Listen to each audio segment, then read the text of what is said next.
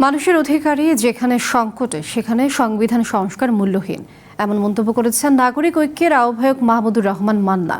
তিনি অভিযোগ করেন, জনগণ সকল ক্ষমতার মালিক হলেও প্রকৃতপক্ষে জনগণের হাতে কিছুই নেই। বিকেলে ঢাকা রিপোর্টার্স ইউনিটিতে রাষ্ট্রের কাঠামোগত সংস্কার শীর্ষক আলোচনায় তিনি এই মন্তব্য করেন।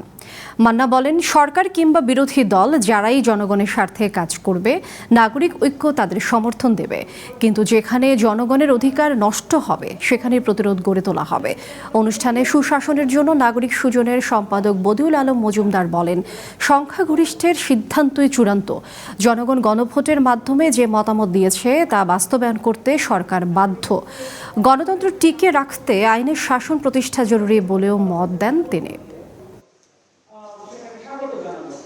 এই সংসদেই আইন সংশোধন করেছে, দলীয় প্রতীকে কোনো নির্বাচন হবে না, স্থানীয় সরকার নির্বাচন। আর এখন আমাদের দলগুলো কি করতেছে? প্রার্থী ঘোষণা করতেছে।